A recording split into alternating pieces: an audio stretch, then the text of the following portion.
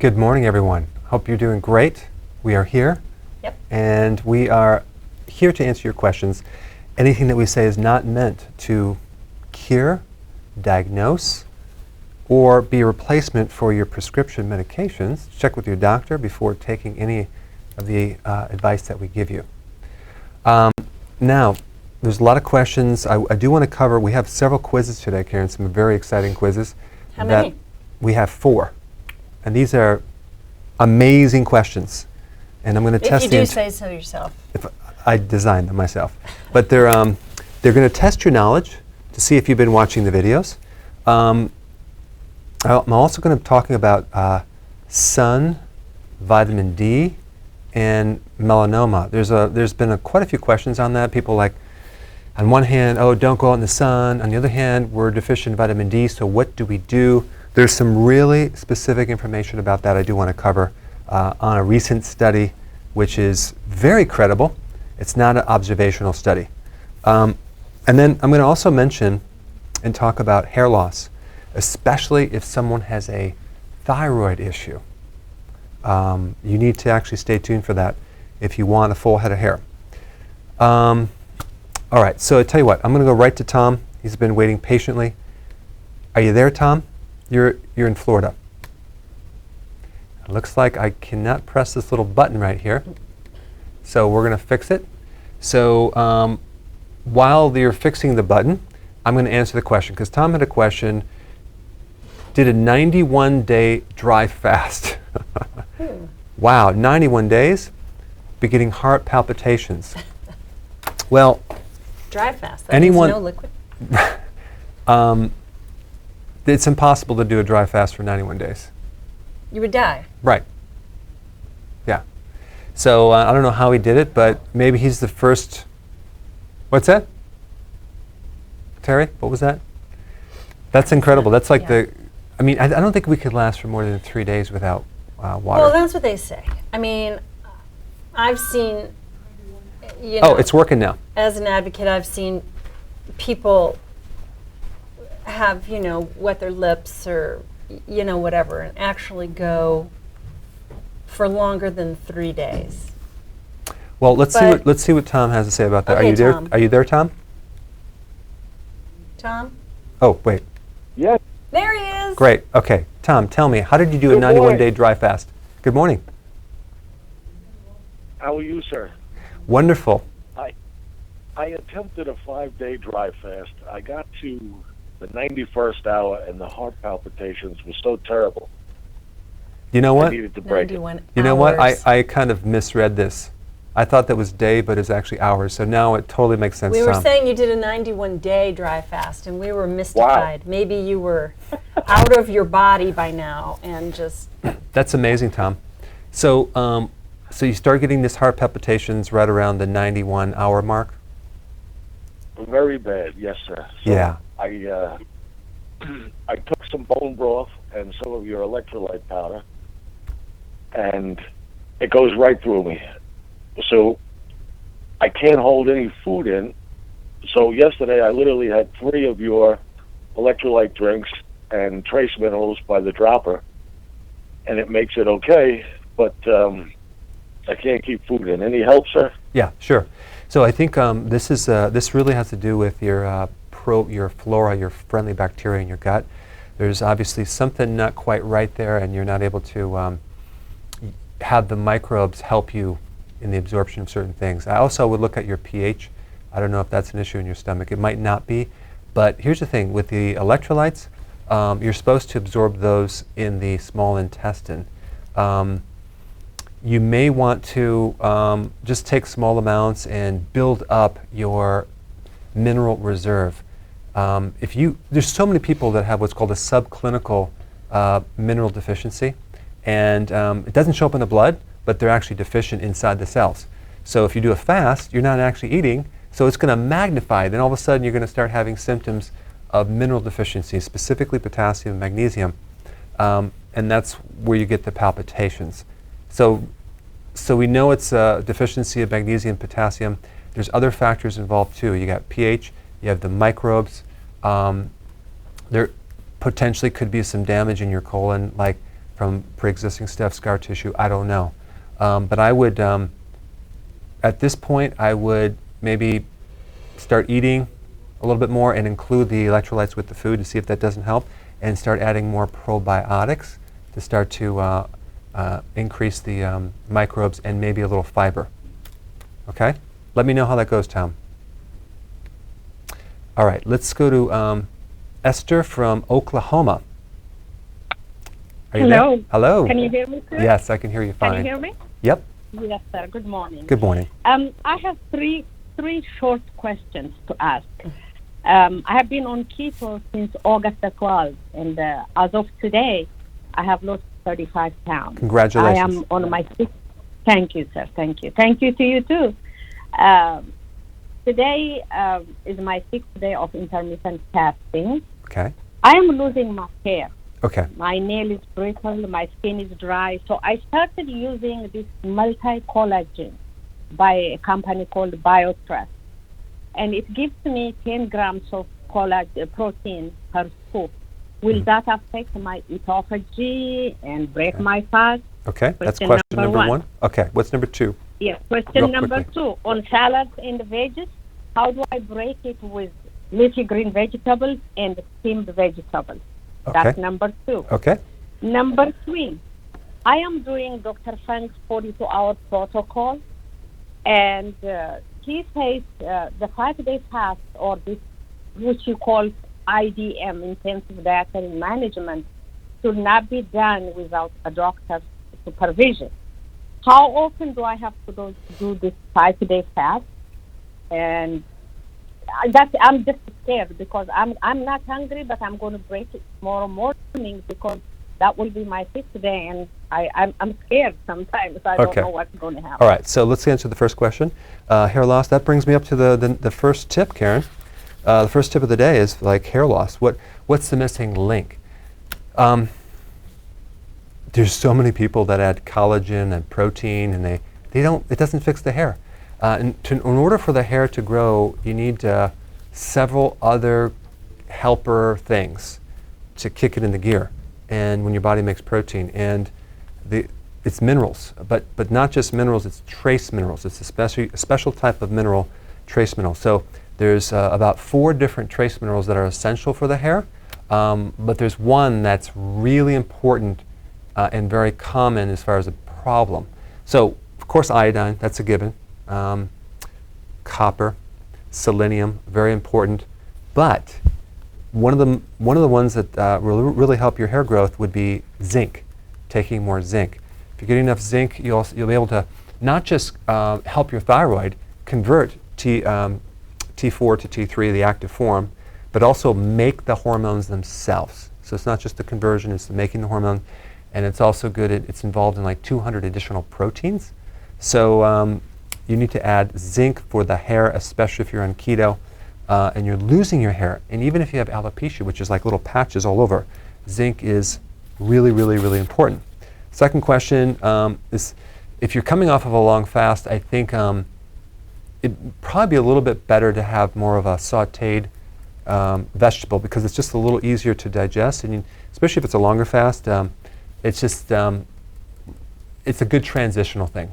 But that being said, some people can handle more raw, so I would actually try both. But it's easier in the system if you do a little bit cooked and then start adding some raw, because then you have to, it takes a little bit more work. Okay, last question has to do with some program that you're on, and should you need doctor supervision. I can't really comment on other people's programs. I don't know anything about it. You're going to have to check with that practitioner if you're doing another program. If you're doing my program, I would follow it by the book. It's usually you don't need supervision because I show you actually how to do it healthily. Thanks for your call. All right. What do we have in social media world over here? Okay, good. Well, Jerry in YouTube. He's inside of YouTube right now and would like to know, wants to come to the Denver conference. Oh, good. But can only go one day. Okay. Do you know what day you're going to be speaking? Yeah, it's the last day. Okay, there you go. Go to the last day. Go Jerry. The last day. And we'll definitely chat. They save the best for last. That's right. I'm the anchor.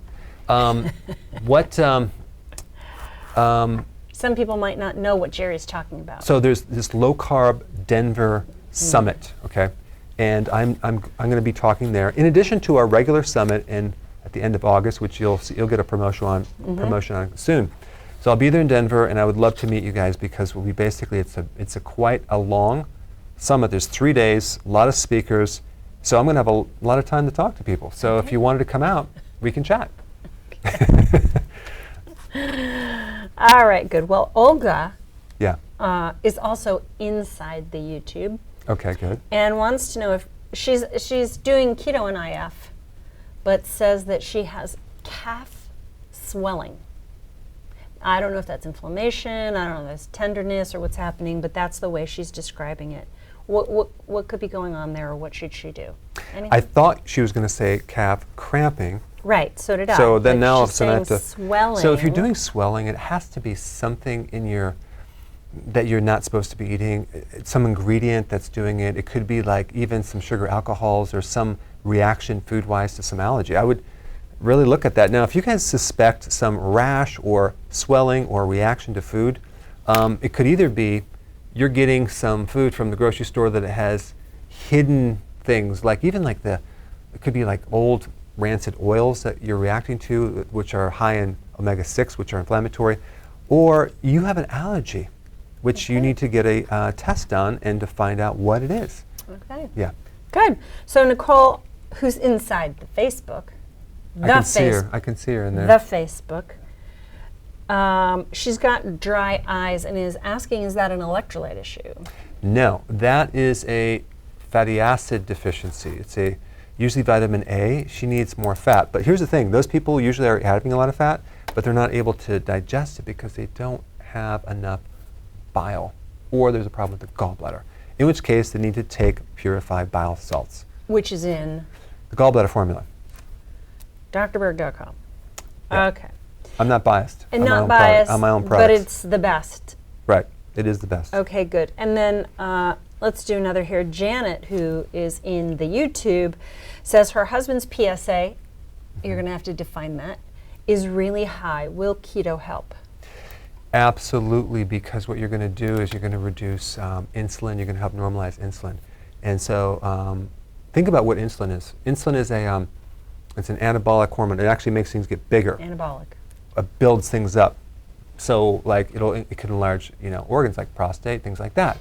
So the other thing too is that I've done a lot of videos on this, and there's a lot of things you can do. One of the important things is to do cruciferous vegetables as well, to help to counter some of the potential estrogens that aren't necessarily coming from other than maybe there could be some liver damage and you're not able to clean those out as much. A lot of men have, as they get older, they have a hard time getting rid of estrogen, so they start getting breast tissue and thin skin, a higher voice. And did you go over what enlarged PSA prostate. actually is? Just to make it really simple, it's an indicator that he has enlarged prostate. Okay. Yeah. So it's a test that they So do. the answer it's was not 100% keto accurate. helps or no? Absolutely, and intermittent fasting will help There you go. greatly. Yep. Also, you want to avoid milk products and dairy if you have a prostate problem. Okay? Okay. All right, let's go to the first quiz, Karen. We're going to go to the first quiz because Okay. it's Quiz all right. number 1. Okay, guys. If you've checked out, check back in right now because I'm going to ask you a question. Okay, focus in on this. What fish has the highest amounts of omega-3 fatty acids? Okay, This is the fish quiz. this is the fish quiz, Why is my and what happened here? I don't know, but it was working fine. My iPad is all of a sudden wanting me to check my settings. Is that? Did you do Same. something, Steve? Okay. I blame Steve. Usually. Okay, All we're right. back. So Okay, let's fish. see what they're saying here. The answer's coming in yet? Yes. Salmon, sardines, tuna, salmon, sardines. Okay. Come on, Facebook, let's get on the program here. Get with the program. All right, salmon, sardines, salmon, Okay. So you guys are close. mackerel. The answer is mackerel. Whoa! Who said that? Who said that? Mackerel. The only person to say mackerel was, well, I can't tell because it's a code name, but it's someone in the YouTube. Wow. So whoever said that is completely 100% It's the- correct. the but mackerel man. I will say that salmon is the number 2 position. Here, Patrick McCallum also said mackerel Wow. on Facebook. Good job. Okay, good job, you guys. Good job. Stay Okay. tuned for the next quiz coming up in about 10 minutes. Okay. While we're, We should have prizes. I know. Door prizes. We need to find something as a prize. Well, I'll let you work that out while I go to Debbie here. Debbie, are you there from Oregon? Yes, I am. Hi. I'm here. Hi. Hi. Hi. What's your question?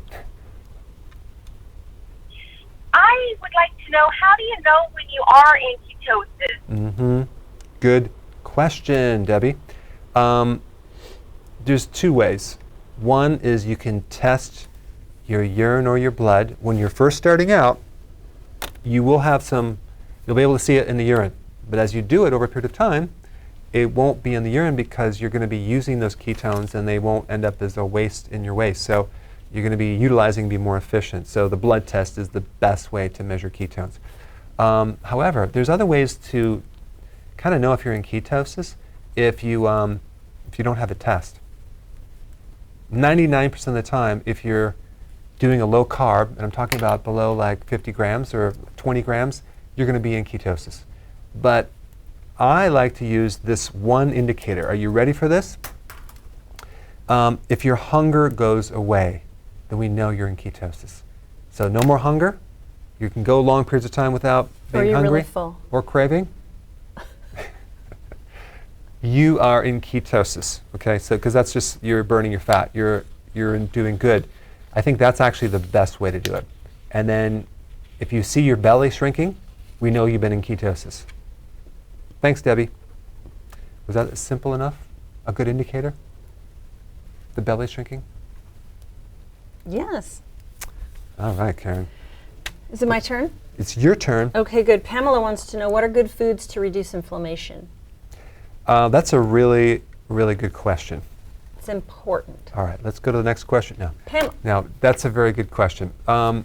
Because inflammation is a very, I have a lot of videos on it, but to make it really, really simple, there are certain foods that are anti-inflammatory, and those would be foods that are high in omega-3 fatty acids versus omega-6. examples. Fish, mackerel, sardines, cod liver oil, salmon, shellfish. There's also, well, no, that brings me to my next quiz. I'm not going to get into that. Okay. But yeah, those are the foods, and also anything that's not a refined carbohydrate will help reduce inflammation. So keto. Keto bandito. Clean, healthy keto. Yeah. And the other thing is that if you have, if you do intermittent fasting, your inflammatory markers will drop significantly. Did you know that, Karen? I did not know that You learn something new every day. about the markers. Yeah. Hey, Mike, are you there? So Steve just said stick with social media. I know. Yeah, if you don't mind. Hello? Hello. Hi, Hi. Mike. Hello? Can you Hi. hear us? Hi. Yeah, I can hear you. Okay, great. Yeah, my question is I've got dish of the back. You know what I'm talking about? Yeah. I do. And it's a calcium buildup. And does the diet affect that at all? Okay. And my other question is I'm 61 years old, I'm about 20 pounds overweight, I need to lose weight, and I'm trying to do keto the right way instead of the dirty way that I'd been doing it. And I do it at triathlons, which is endurance. I'm training for my second full Ironman. And is it possible to be able to do it with that, with the keto diet? Okay, good question, Mike. First of all, you live in Richmond, so you're close enough to come to our summit. There's going to be a guy coming that is from Greece that did an Ironman and he did it on total keto, 100%. He did not do all the glucose thing. And his last 2-hour stretch, he dominated. He passed 200 people on his run. And so yes, yes, yes. More and more athletes are doing it. I'm glad that you're going clean keto. You know, Karen, why keto has gotten a bad rap? People marketing carbohydrates? Yes. Yeah, that's a big one. Also, a lot of the research done on epilepsy with kids, there's a lot of side effects from it's called the traditional or classical ketogenic diet. And that's because the type of food that they're feeding these kids, margarine, like these canned, it's called keto kale, canned oil. I mean, it's just like really, really poor quality. There's not a lot of vegetables except for some microwaved broccoli with some cheese on it. So they didn't emphasize the quality. So they got some synthetic vitamins, and so the kids are actually having side effects from that. So we have found from observational studies that I've done, just observing people, when they do healthy keto, they have less problems. I don't know if there's a connection there or not, but there could be. Quality food. Yeah, well, I mean, I had a realization many years ago that obviously it matters what you put in your mouth. I mean, I was even watching something on the plane about a guy who was doing research into the immune system and cancer and things like that. It was very, very interesting. And he was having his own challenge with cancer, but he was morbidly obese and paying absolutely no attention to what you put in your mouth. And so to the realization I had years ago is your body is amazing and it's going to reproduce cells. It's going to do that on a regular basis with whatever you give it. So the no-brainer to me was, if my body's going to produce a liver cell anyway, what would the quality of the liver cell be if I ate fresh vegetables and good proteins versus M&Ms?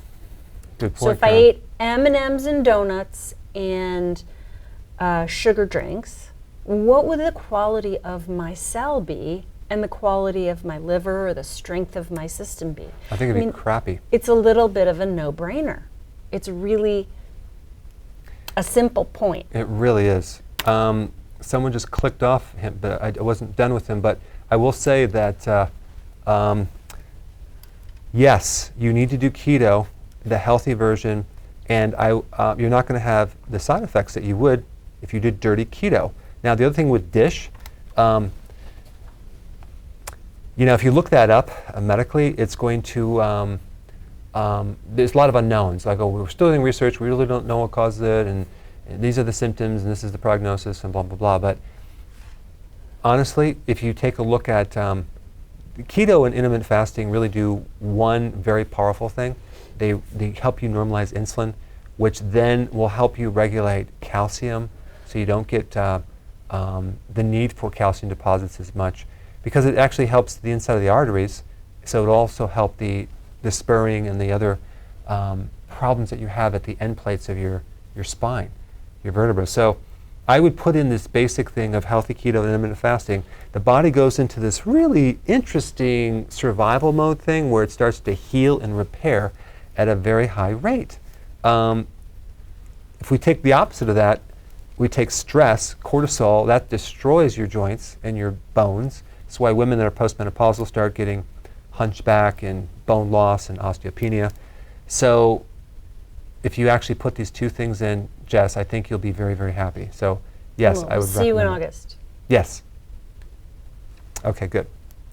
All right. So we're getting some really great questions today on social media. These guys are on fire. Like what? What are we getting? Okay, so, well, I wrote some down already that I'm going to take up. Does keto have an effect on your hormonal health? What hormone doesn't affect? It has a huge effect on insulin, and it has a huge effect on other hormones as well. It puts these, it actually, it helps align the hormones, because when you have, they all work together. You have like 12 glands, and you have 600 hormones, and they're all interrelated. So when one goes down, they all tend to go down. But out of all the things that you would look at, The most significant damaging thing is the insulin, the high insulin, because insulin is it's a dominating hormone. When you increase it, it suppresses growth hormone, which is anti-aging and fat burning. It suppresses the thyroid hormone. It suppresses other hormones that involve with reproduction. So it just it's like a dominating switch. I think I did quite a few videos on this. It'll suppress like 9 main hormones.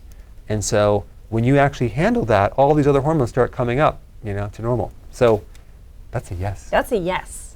And also, this is a good time to say, for anybody who doesn't know, if this is the first time you're watching, or if you're really repeatedly putting in a question that maybe we don't get to, make sure that you go to drberg.com.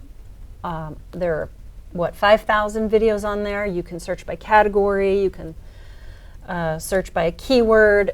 So a lot of these questions are answered in tons of videos, and they're there for you. There's a little secret thing I'm going to tell you. Yeah, when you actually click keto, there's a little button up there. It's a drop down. If you look under keto, I think it's resources or references, one of the two. It will actually bring up one page with every single keto video that I've done. And there's the whole page is filled and it's summarized. So you can go, oh, I want to know about this or that. And it just pulls up the video. Okay, good. So here we go in 10 seconds or less. No, I'm just kidding. Okay. Someone from YouTube's asking, I'm on keto and IF. Yeah. I ate some carbs and my vision went bad.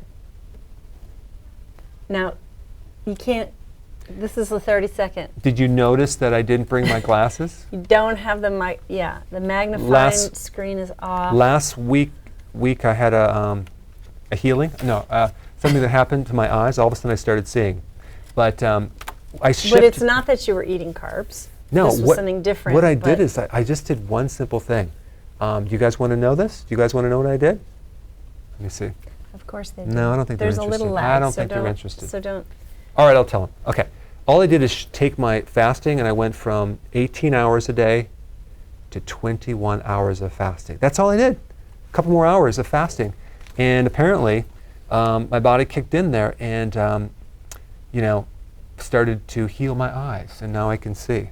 Now, I'm going to release a video on the relationship between fasting and your vision, and there is more research than I thought, and that especially for not just vision, but all sorts of visual issues like retinopathy and glaucoma and cataracts and macular degeneration. And so stay tuned for that video, Karen.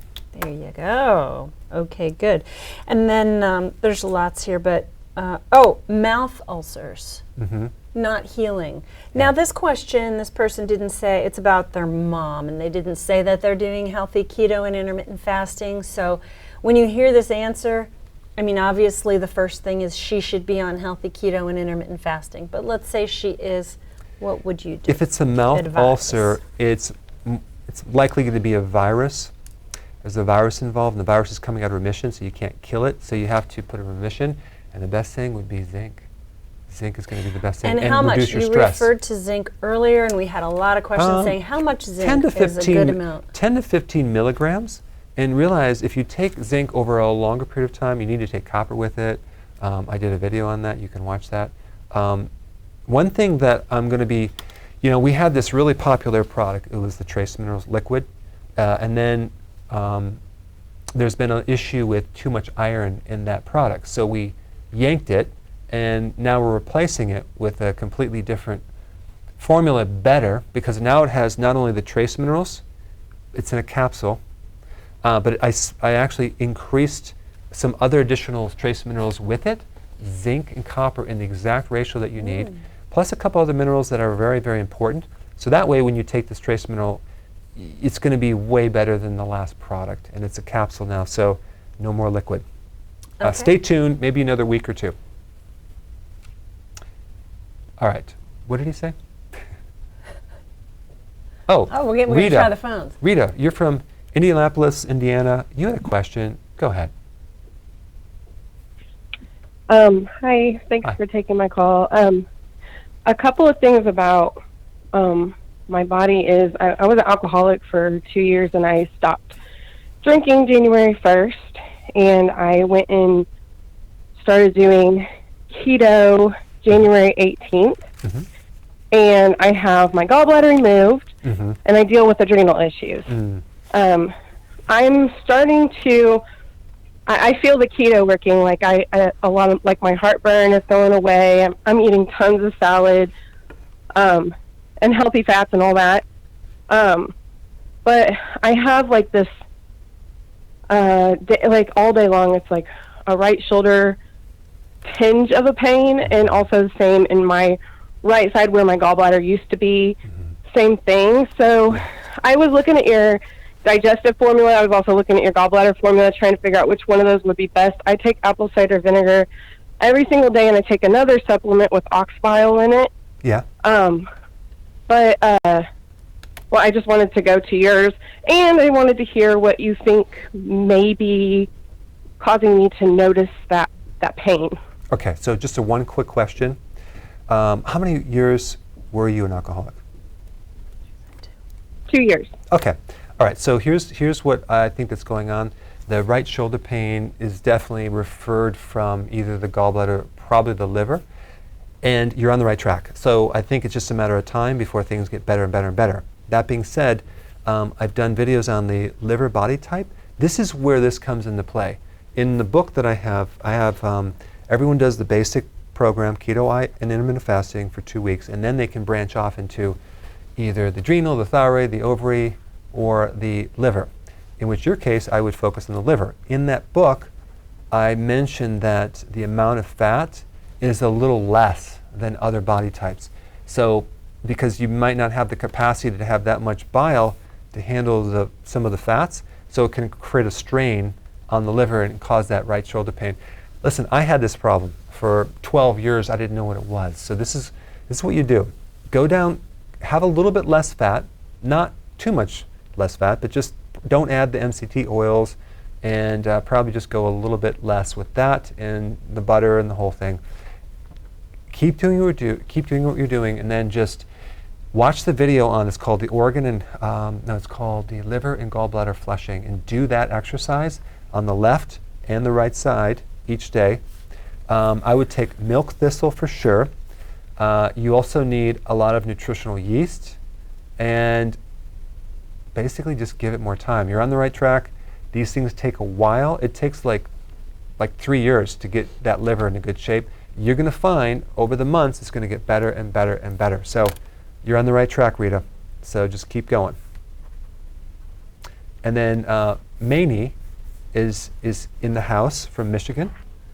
Are you there? Hi, Dr. Berg. It's Monty. Hi, Monty. How are you guys? Great. Good. First of all, I'd like to congratulate her on her sobriety, because that's just awesome. Absolutely. Yeah. I have a question, a couple of them actually. It's kind of ironic that she was in front of me. I lost my husband in 2002, so I'm a widow. I have 2 bipolar children, and they have their own addictions as well. How do I go about integrating keto in the recovery? All right. I personally gained 120 pounds from depression. I'm starting a new microgreens business, so I kind of want to know how you feel about microgreens and which ones are the best. Wow. But somehow, I don't know how yet, but I will be certified Dr. Berg coach, Awesome. integrating a keto lifestyle for recovery patients. Awesome. Did you say your kids have addiction? How old are your kids? I have 2 adult bipolar children. My son is currently a month clean. He's going to be 30 here, and my daughter will be 23. Okay. She gained probably 200 pounds since her dad died, and I got to step up my game. I've been keto for almost 3 years. I lose the weight, I gain the weight, I lose the weight. Yeah. So I got to step up my game to be a better role model so I can save not only my children's lives, but help other people so I can heal. Awesome. I really hope you could come to our summit, because it's good to hang out with like-minded people, and because it's there's a whole bunch of people in that same boat, so you can have that support. I think there's a couple things that I would emphasize here. Get your kids active in this whole keto thing. Get them making recipes, especially like the keto desserts and things like that. Also, give them and yourself a little extra nutritional yeast for that B1, vitamin B1, every single day. You want to keep that really, really high, because that is probably the most important thing to help you with just feeling better and filling up. And the other thing is, every single day, make this a priority. Your whole family needs to get out there and just walk for at least 1 hour a day, because that actually just really chills out the adrenals. So we're trying to support the adrenals and give a lot of oxygen, and get out there in nature and just walk. That's what I would recommend. I mean, I would say, you know, like anyone with any diagnosis, keto and intermittent fasting is the first thing you need to do, and then you'll find out, gee, I have these other nutritional deficiencies. I need to bump up with some supplement or something like that.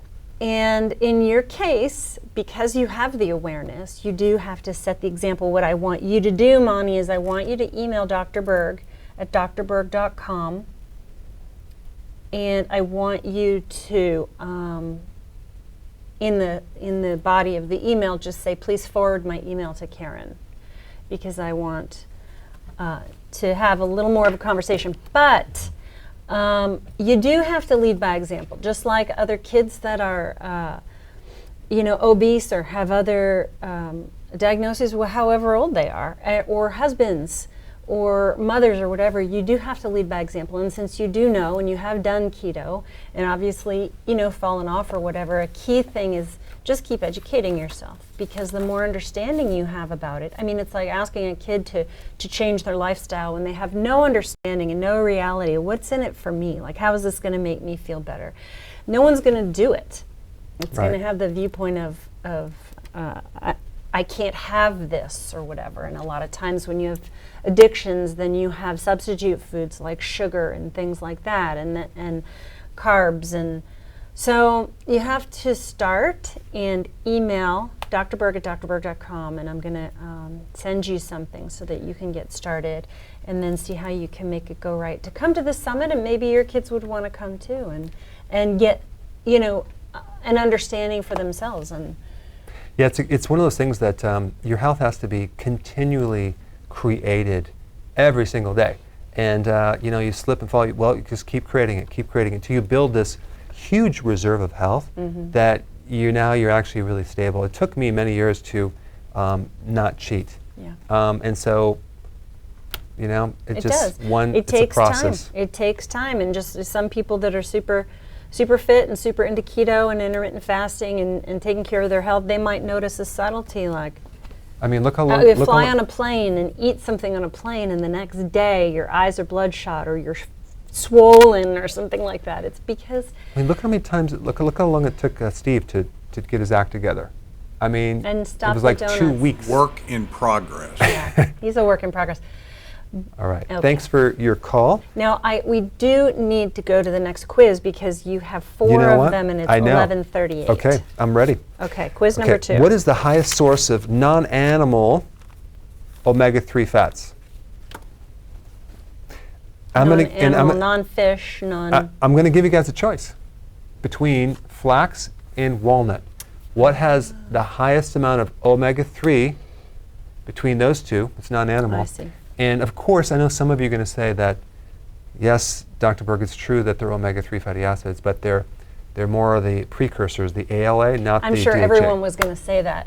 That was the first thing I was going to say. But all you need to know is which one has more omega-3 fatty acids, flaxseed or walnuts? Let's see what they say. Walnuts, flaxseed, algae oil. Okay, Christina, you only had 2 options, walnuts or flaxseed. Try again. Flax. YouTubers, flax. Facebook Is walnut strong? I think you guys Interesting. are looking this up really fast. Are You're you not look- supposed to look it up. Okay. Pecans. They're not following the love you guys. instructions. Yeah, okay. All right. Flax. Okay. Olive so, oil. Steve, what do you think it is? Flax. Okay. And what do I you say think it is? walnut. Okay. The answer is flaxseed. Yay! Oh, Steve's right. Okay. Good. Now, I do have 2 more quizzes coming up here, Karen. Okay, do you want to just let's hit one more. All right. And so, then get out of all the things that are loaded with calcium, what's the best non-dairy source of calcium that Dr. Berg would recommend? Because there are things that I wouldn't recommend that are high. They're not dairy, but they're not on the plan, the menu.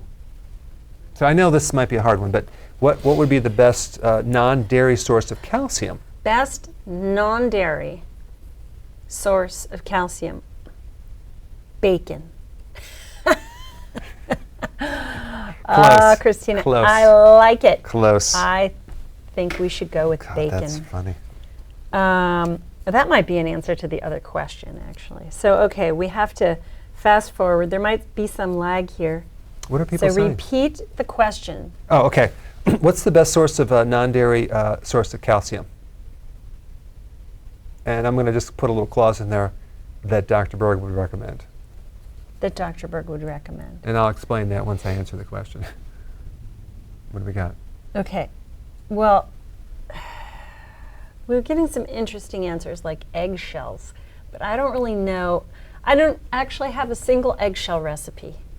You know, that is a non-dairy source of calcium, but it's a little bit crunchy. It's crunchy. I mean, I've accidentally had eggshell recipes. Okay, so here we go. We're going with greens, broccoli, sardines, chia seed, almonds is sort of Facebook leafy greens. YouTube, we've got almonds, kale, sauerkraut. You know what? We have Sesame a very salad. intelligent group listening You to this. are intelligent. and so I'm Bones. just going to say, you guys are pretty smart. Okay, so the number one thing is sardines. We have this sardines. Sardines is number Okay. one, but there is something higher that I wouldn't recommend, tofu. And the reason I wouldn't recommend it just because it does tend to be more estrogenic.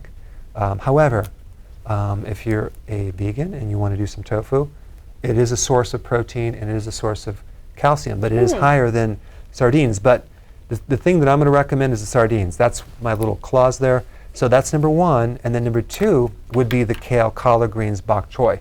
So a lot of you guys are right in that Yep. area of a lot of calcium. They have the right answers. Now, someone is saying, several people, leafy greens or any green vegetables. That's correct. Okay, good. So it's not just kale. But Kale a lot of has a people little are more. specifically saying kale, Yeah, too. kale is Are you a little guys more. looking these up? Do you They're guys Google this No, or do they- you? no, they would never No, I do want to that. know. Here's They wouldn't quiz cheat. number 3.5. No, they're just smart. Are you smart or are you smart enough to Google? I want to know. Okay. Pamela, no. They would never do that. Laura, yeah. Yeah, what? You're smart or you Googled? Oh gosh, that's crazy. Okay. Okay, so do you have any questions? Because I do have another quiz, but I want to just save it till the end. Here's a question. It's canned sardines. Well, sardines are generally in cans and jars. So versus like, You know, I had this misunderstanding about sardines and cans. You know, I just assumed because it was canned, the heat would kill off all the omega-3. So I did a video on this, and I told people that, you know, there's not as much omega-3 fatty acids because they're sensitive to heat, and so because you're so smart, because I thought. he thought, and And then I said, you know, I felt weird about that. I just like, wait a second, I didn't really actually look that up. right. And Because so- also, you guys were like, oh, that is a total bummer. Well, I love sardines. I rely on sardines. I and- did look it up, but I didn't do the test myself. Right. So I don't think I told you this, but I think I spent like $3,000 on a you test. told me. And without I put it on the credit card. So I got this test and evaluated actually at a lab. And I was shocked. It was loaded with omega-3 fatty acids, both tuna and sardines. But sardines were more. And I'm like, what the? So I did a video telling people Dr. I was Berg Eats wrong. Crow video.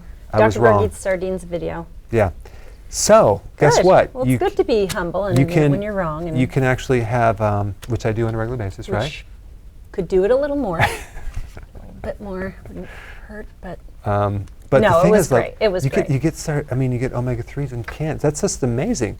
But I will say this: if you're eating like canned meat and things like that, you're going to be like 85% less minerals and other things. So it doesn't apply to everything. Right. And in meat, they tend to add a lot of sodium and other Correct. kinds of things. Yeah. Okay. Because they heat everything. Right. So, 11:46. Do you want to give another quiz? Well, can I'm gonna give it in 4 minutes. Can once you ask me for- overdose on kale? Yes, you can. You can. Wow. Because kale That'd be a rough way to go. does have a couple Rough. properties that are anti-nutrient based. So you could like overdo it. And plus, if you have it for, like if you only have kale for a period of time, you'll deplete your iodine. And then if you're not taking iodine, it could affect the thyroid. So you want to do some kale, but then have other foods as well. It's not, and then people actually get a little bit of information and they kind of go to the extreme and say, oh my gosh, I can't have any kale because of this. Or I'm like, no, you can have some kale. Just, you can, when you steam it, that actually helps it. But, we used to do the kale shakes a lot. But kale is a super house with all sorts of things. And it has like 30,000 units of beta carotene per cup. So it's a tremendous amount of, it's a precursor to vitamin A, but still it's a phytonutrient that's helpful. Okay, there's a few words in there. It's good. It's good for Yeah. you. Eat it. Here's an interesting question from Victor.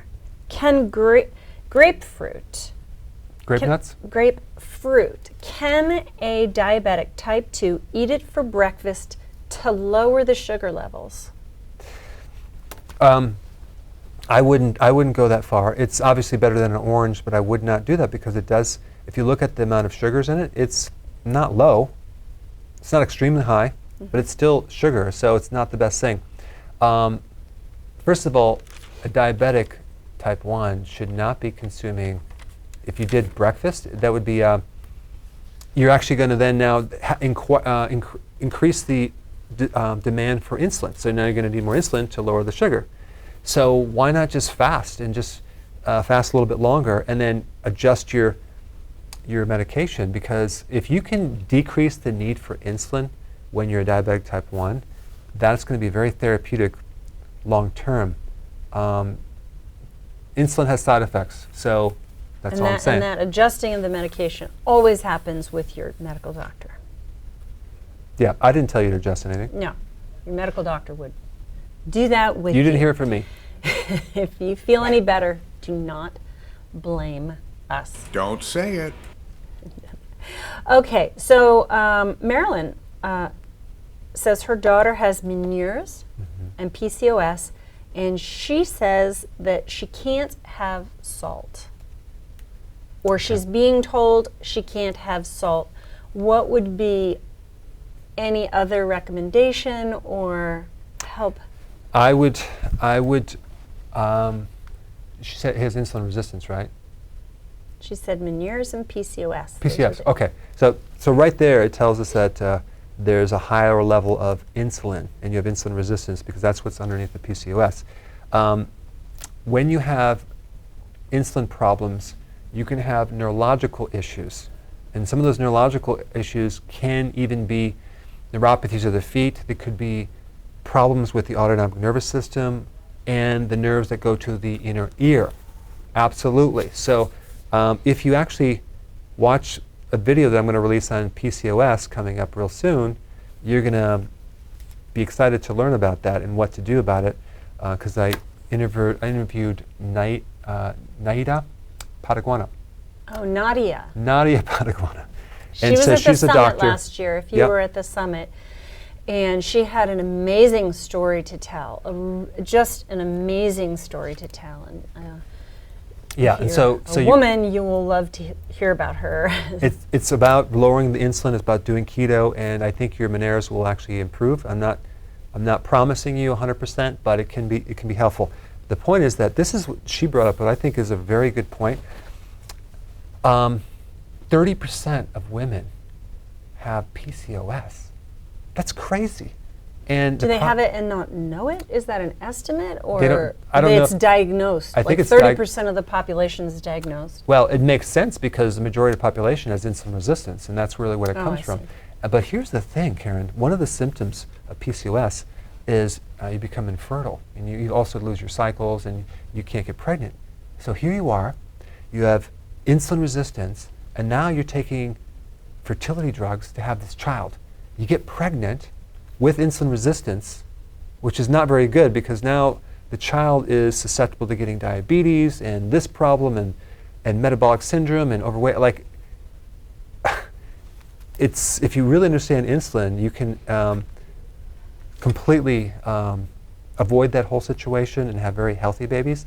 She talks about it in her book, which I interviewed her. So Nadia very, Pataguana. Yeah, very a important. Really, really amazing lady with an amazing story. And Yeah, very important. what's the book called? Do you know? It's called PCOS Plan, if I'm not mistaken. The PCOS Plan. The co-author is Jason Fung. So, but the book is going to be, it's like pre-sold right now, but there's a lot of great data, a lot of visuals and charts. That's why I like it. Okay, so we're ready for the next quiz, Karen? Okay. What is the best type of exercise for your brain? Sleeping. No, exercise. This takes a lot sometimes. Doesn't it, Steve? Tossing. All right, what type of Okay. exercise is good for your brain?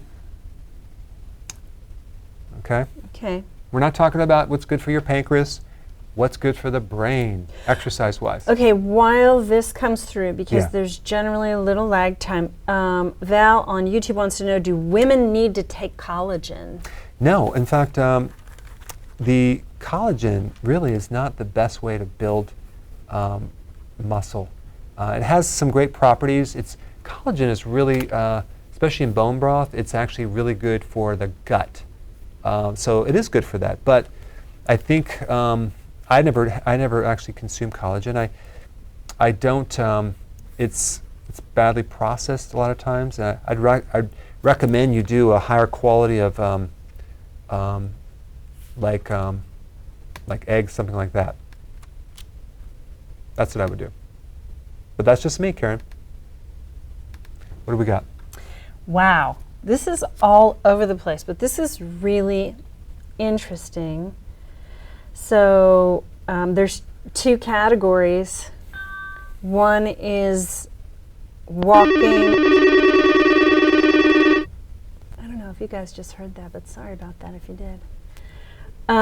Walking, running, aerobics, high intensity category, and then you have the word games, puzzles, reading, which is interesting because obviously you're talking about Physical exercise. a physical exercise, but there is a huge, I mean, my parents really were dedicated to that, to Right. keep their brain sharp, Right. all the while they were really horribly insulin resistant. Right.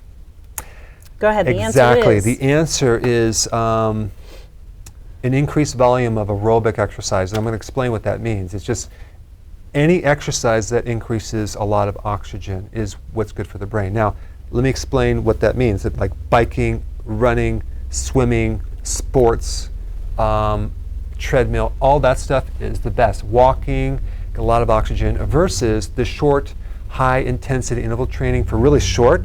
You're actually getting your pulse rate up, but you're not getting nearly the volume of oxygen. Also, the other thing is like if you're doing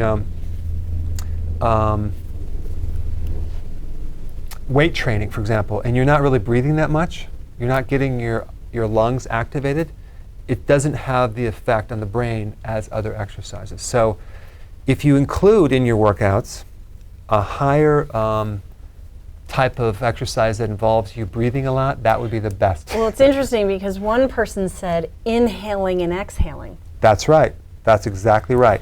In fact, I mean, we're doing that all day long, but intentional, deep. Yeah. You actually, you put a lot of blood flow to the brain, nutrients, waste out. You improve things like dementia, and there's a lot of studies on this, as well as you can grow new brain cells. The combination of the keto and intermittent fasting, if you have Alzheimer's or dementia, with exercise takes you to a whole new level. And walking is included in that. I think that's very, very high. In fact, I do walk, and so do you. But the point is that, yeah, I like long walks Short. I like long walks with a lot of and I do run periodically, but I just get a lot of oxygen that way, and that's very important. Now, high intensity has other benefits, right? Yes, that's right. You term, have growth hormone, for example, which is anti-aging, but not necessarily as targeted to the brain as compared to other things. Like with high intensity interval training, you're going to spike growth hormone by something like 750%. So you're basically you're improving your fat loss. You're improving the fat loss in your head. No, just kidding. You are improving your protein metabolism, all sorts of other additional benefits. So if you do the combination of both, that would be good. But we're just talking about brain right now, Karen. We're talking about the brain, your cognitive function, and your overall mood. I mean, try to be depressed if you're exercising every day. It's hard. Have you ever tried it? No. You should try it sometime. Oh, do you have time for another question? Oh, yeah, I it's sure 3 do. minutes. We got and 3 we're minutes over to go. here, just so you know. Yep. So what's the difference between magnesium and magnesium citrate, or are they the same thing? Magnesium comes in many different forms. I mean, and citrates is one form, malate, lactate, there's just a whole bunch of different forms. There is one video that I did on brain health that has, I can't actually recall exactly what it is, but it's the type of magnesium that is very beneficial for dementia. So they have maybe some slightly different purposes, but one thing I do want to say about this, about magnesium, is that the majority of the population has a subclinical deficiency, and it just has a cascade of issues, but the big one is fatigue and stress. But you know what, Karen? I did forget to talk about that one point on sun and vitamin D and melanomas. So there's that was on the list? there's this push to stay out of the sun because, of course, sun causes melanomas, which is the #1 cause of skin cancer. But here's the data on that, and I will do a video on this. I already did it, but I will release it soon. If you have moderate sun exposure, okay, without getting the sunburn, you can significantly decrease the risk of melanomas. Versus if you had sunburn, overexposure, you double the risk of getting melanomas. So there we have it, guys. It's the right amount of sun exposure, but not too much. That's an important tip. That is an important tip. It certainly is. And by the way, everybody, thanks for putting up with our wacky phones. And you guys on social media and gals make this show. So we're so thankful that you supplied us with so much fodder. Social for media us. today. Do you know what that tells me? On fire. Do you know what these that guys. tells me? Huh. It tells me that all you guys have a very high tolerance to stress, which means you have good adrenals, and you're not overly critical, which would be an adrenal problem, and you're not a troll, which is an adrenal problem. So we Right. appreciate that Excellent very much. adrenals. Yeah. No, our social media guys are really smart, and there's some weeks where just, sometimes I have medical questions I can't grab, and sometimes a ton of comments are just thanking and success stories and things like that. Today, you guys really rocked it with the really thoughtful questions and interesting questions, and it's unfortunate that we can't get to every one of them, but it's really bad when they smart ask viewers. the wrong question. So How do you I ask them? appreciate you not asking the wrong question. But I do want to mention that if you guys have done the 30-day challenge, make sure that you upload your after picture, please. But of course, only if you add before. I mean, you could add them both. That would be fine. But we want that before and after. I want to look at every single one of them. Can they upload a video? So if they had things to say, or do you want it know what? I would try. I would try, and today I'll make sure they can do that. Just a short video. No, we want a long one, a detailed one. Oh. Yeah, we want. I stand corrected. We want to know all duly of the noted. history. Good, Karen. I'm glad that was duly noted. Okay, good. So let's see. Next week, you won't see us. Yeah. Yep. So no show next week, but the following week we'll be back on track. That's the third week of February. So, hey, wait a minute. Is next Friday February 14th? So your job is to have a great Valentine's Day, keto Valentine's Day. And keto friendly. When we come back on the following, we can do a little, you can send us some notes on how you ketoed out on Valentine's Day. Did you make keto sweets and treats, or did you just salad out, or what'd you do? That's right. Okay, that was a little random, but that was random.com, Karen. Our tip for the week. Have a great, wonderful 2 weeks. 2 weeks, and we will see you in a couple weeks, guys. Okay. See you later. See ya.